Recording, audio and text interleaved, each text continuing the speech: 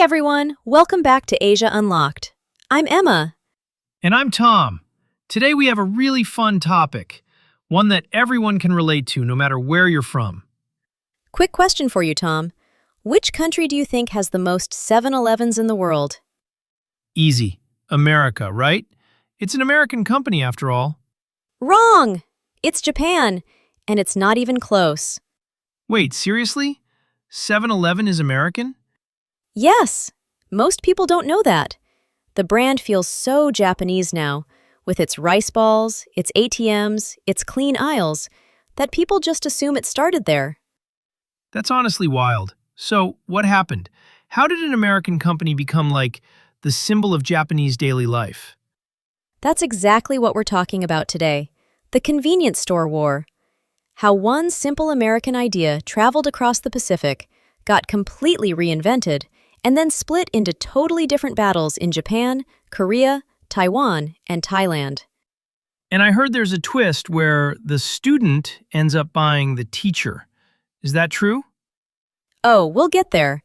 It's one of the best business twists in retail history. Okay, I'm hooked already. Let's get into it.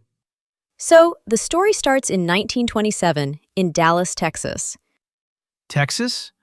Not exactly the first place I'd think of for convenience stores. I always imagine them next to a busy train station in Tokyo or something. Right, but back then, there was a company called the Southland Ice Company. Their whole business was selling blocks of ice to keep food cold. This was before most households had electric refrigerators. Oh, right. I forget how recent refrigerators actually are. Exactly. So people would come to these ice stocks regularly, sometimes daily, to buy ice for their ice boxes at home. Okay, so how does an ice company turn into 7-Eleven? One of the ice stock employees had a simple but brilliant idea.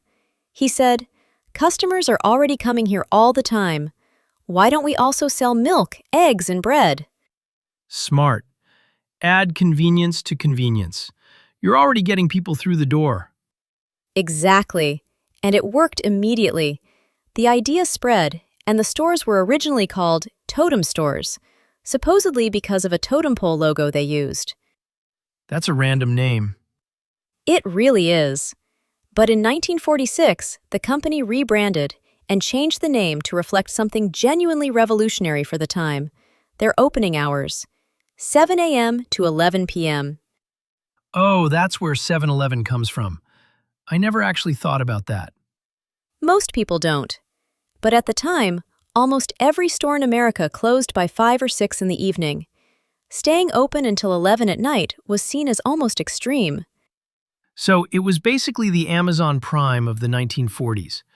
We're available when you actually need us. That's a perfect comparison, actually. And slowly, over the following decades, the chain expanded across Texas, and then across the entire United States. Okay, so at this point, it's just a normal, growing American company. Right. But here's where the story gets genuinely interesting, because the company was about to make a decision that would change its entire future. Okay, so how did this Texas ice company end up being owned by Japan? In 1973, a Japanese retail executive named Toshifumi Suzuki traveled to the United States. His actual goal had nothing to do with 7-Eleven. He was there to negotiate a licensing deal for the Denny's restaurant chain. Wait, so he wasn't even looking for a convenience store? Not at all. But during that trip, he happened to visit an actual 7-Eleven store in the US, and something clicked for him. He saw huge potential in the concept. Small stores, packed with daily necessities, open long hours. So he pivoted. Completely. In 1974, his company, Ito Yokado, signed a licensing agreement, and the very first 7-Eleven in Japan opened that same year. So it started as basically a copy of the American model. At first, yes, but Suzuki didn't just copy it. He immediately started reshaping it for Japanese customers. And one decision he made in 1978 changed everything. What was that? He insisted on selling onigiri, rice balls, inside the stores. Wait, that sounds like such a small thing.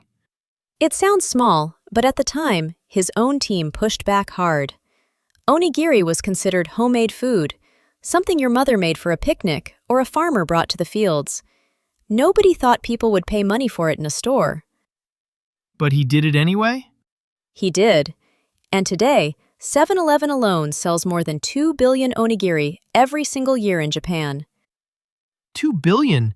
That's an insane number for something people said would never sell. It completely reshaped how Japanese people think about quick meals. Okay, now, fast forward to 1991.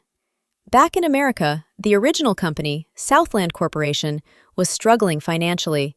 Heavy debt, declining stores, real trouble. Struggling? The inventor of the whole idea in financial trouble? Yes, and this is the twist you mentioned earlier. Ito Yokado and 7-Eleven Japan stepped in and bought a majority stake in Southland for about $430 million. They took effective control of the entire global 7-Eleven brand. Wait, so the Japanese copy ended up buying the American original? Exactly. In 2005, everything was combined into one company, 7&I Holdings. Today, it operates more than 83,000 stores worldwide. That's such a wild twist. The student became the master and then bought the school. That's the perfect way to put it. And honestly, Suzuki himself passed away only recently, and he's remembered as basically the father of the modern convenience store. Okay, so what exactly did Japan change, beyond just adding rice balls? Almost everything about the philosophy. In the US, a convenience store is usually attached to a gas station. You go there for fuel, maybe grab a snack or a coffee, and that's basically it. Yeah, that's basically how I still think of them, honestly. In Japan, the konbini, that's the Japanese word for convenience store, became something much bigger, a genuine hub for daily life. What do you mean exactly by hub for daily life? You can pay your electricity bill there, send a package through their delivery system, print documents, buy concert or event tickets, withdraw cash from an ATM at almost any hour. And the food, fresh onigiri, sandwiches, even full hot meals, is genuinely high quality, not just something you settle for. That's basically a mini city hall combined with a restaurant and a bank. That's such a good description, actually. And there's a specific word for the philosophy behind this, omotenashi. It roughly means hospitality, but it's really this cultural idea of anticipating what a customer needs before they even ask for it. So, it's not just about efficiency, it's about care and anticipation. Exactly. And there's an even bigger example of that. Convenience stores in Japan are officially recognized as critical infrastructure. Infrastructure, like alongside electricity and water? Literally. After the massive 2011 earthquake and tsunami, the Japanese government began referring to convenience stores as the country's fourth infrastructure, right after gas, water, and electricity. Because of the food and supplies? Exactly. Batteries, toilet paper, basic necessities, and fast supply chains that can deliver emergency goods to disaster zones quickly.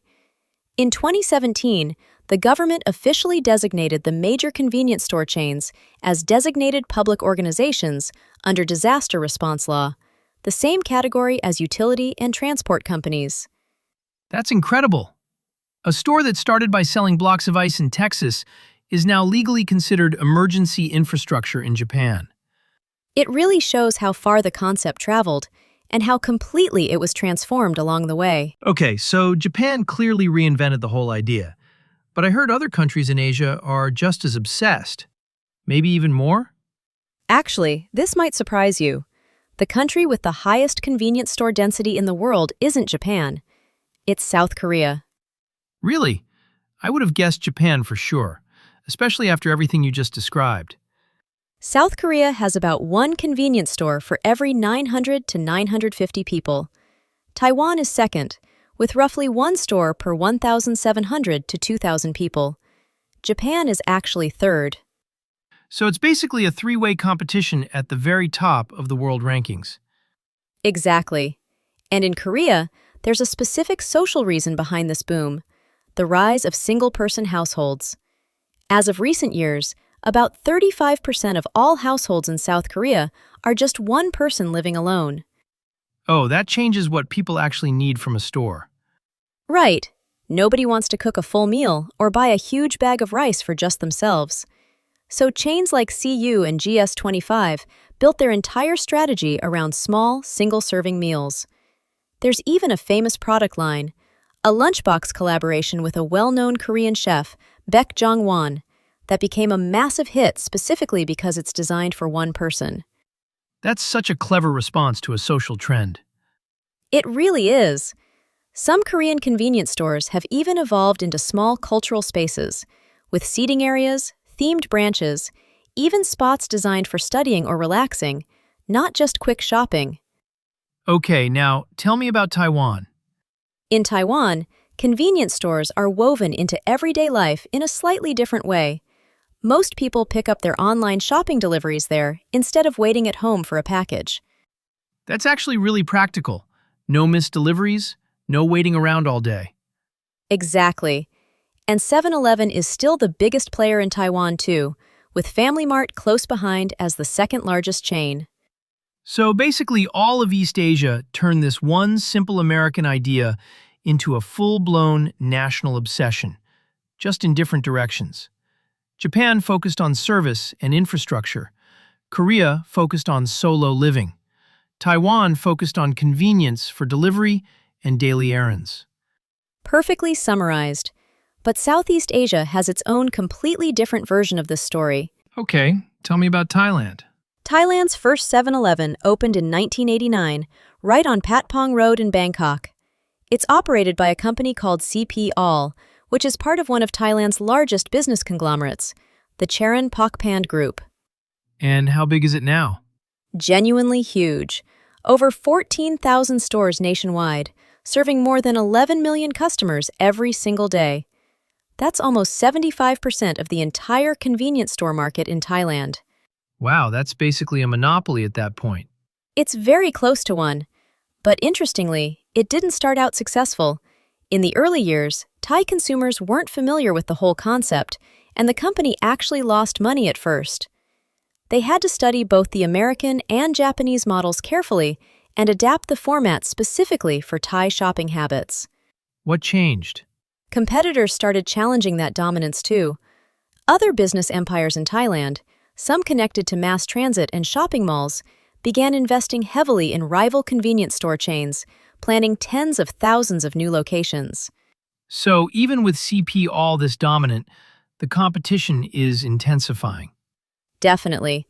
But here's what makes Thailand's convenience store culture genuinely unique. It coexists peacefully with something the country is world famous for: street food and night markets. That's a nice contrast to Japan, where the konbini almost completely replaced small, independent local shops. Exactly. Same American blueprint, but every single country adapted it to fit its own existing culture instead of erasing it. In Thailand, you'll see a 7-Eleven right next to a busy noodle stall, and both are thriving side by side.